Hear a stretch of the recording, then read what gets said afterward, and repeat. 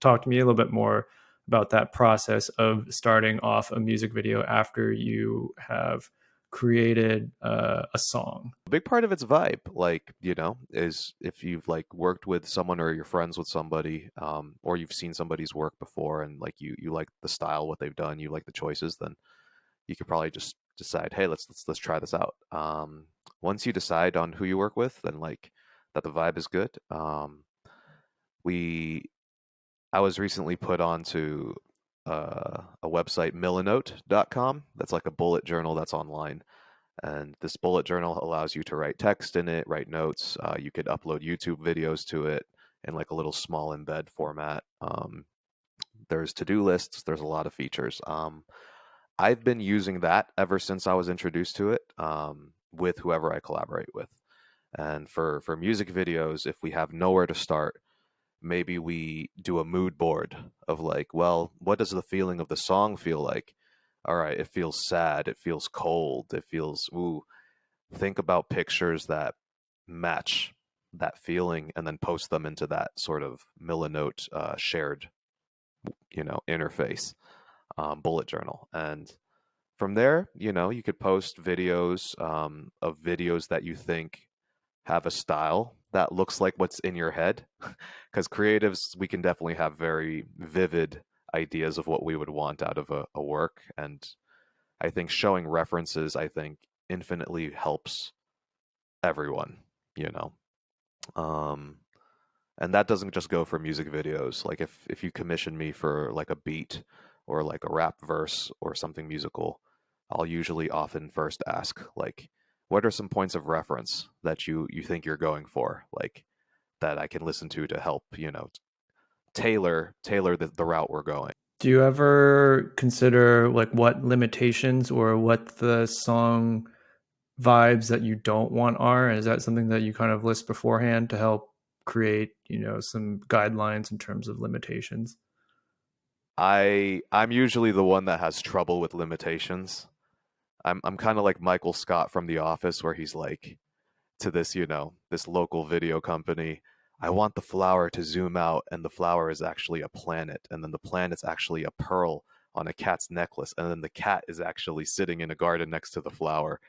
And then, the creative team is like, okay, with the budget we have and the time constraints we have, we can't do any of that, right? Like, so I'm usually the one with my head in the sky. I think, to be honest, it's really about like open communication with your collaborator or with the person you're commissioning, and just sort of saying like, yeah, this is what I'm looking for, like what do you think we can do, or like what's within your skill set, right? And as long as people are honest and, like y'all are just going back and forth with it, I think you'll figure something out. If you're raising the bar for what the limitations are, if the limitations are limitless, like how do you rein them in, right? Your collaborators, right? To get to a point where it's like, all right, we have a direction, let's go with this, right? Like, are there layers, right? And layers of the onion you got to peel back, right? Is that like a time consuming process in terms of like how do you get it to a more, from a pie in the sky place to a more realistic place?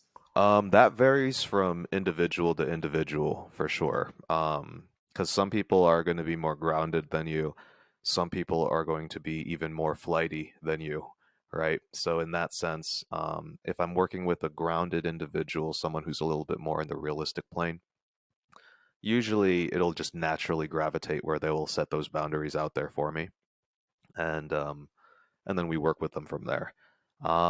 If there is, a project where both me and the collaborator, the music video maker, are both flighty or both have our like quote unquote heads in the sky, I think it's probably important for one of the two parties to softly at some point put their foot down. And what I mean by put their foot down, I don't necessarily mean it in the way of like causing an argument or like, this, but I think somebody between the two needs to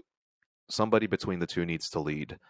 And even if it's a soft lead, I think it goes a long way. So, for instance, if both parties are super down with just exploring different options and trying different versions of a song, video, blah, blah, blah, at some point, one of the two people, and this happened in more recent projects where, like, I was the person that said, hey, let's shoot to release this video by like I'm just giving a random date, April 15th, right?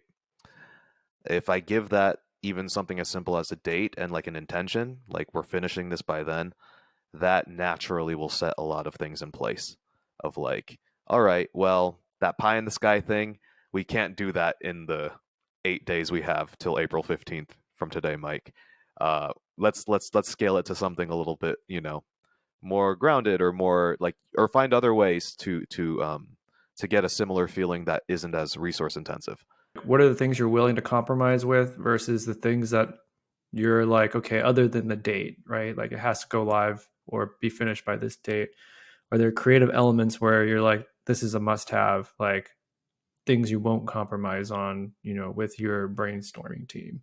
First thing to determine is knowing yourself and trying your best to know the person you're working with. If both of you are in a place where I'm down with whatever, like, oh, like I'm down to accommodate to what you want, that is usually a potential pitfall problem area because it then becomes Sounds like circular logic. It's like, I'll accommodate what you want. It's like, cool, I'll accommodate what you want. But then like it just keeps going in that. it's sort of like, yeah, like you said, an infinite circle where no decision is being made and therefore nothing is getting created, and that is a problem. Like things aren't happening in real time when both folks are just kind of dancing.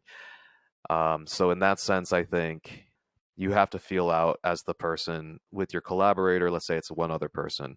Feel out if they are, in that accommodating temperament, or if there's somebody who's, more concise, or, and then from there you can adjust yourself for the sake of the team. Where if there's someone who's saying, just tell me what you want to do and then I'll go from there. Like I need your energy to start the car. Even if they don't explicitly tell you that, try starting the car. Being like, all right, I'll give you what you ask for, and then we roll. Like, I might give you a lot. I might give you more than thing, but the beauty of it's an ongoing conversation. So there's no one time that I'm the leader, and then it's like that forever. I think other ways to think about it are also like kind of the situation of like, of the collaboration of like, are you is this a fun project? Is this something that is meant for the music video maker to expand on skills? Are you paying them? Or is this like is this a service? These are things where it actually does affect it affects your preferences for the video quite a lot. Like if you're paying somebody, a sizable amount, for instance, then it's probably more okay for you to be like, I really need 20 roses to fall at this angle in this video, and that's like a little bit more non-negotiable. I think in the guise of a service, like of a, mm, then yeah, hold to your truth, right?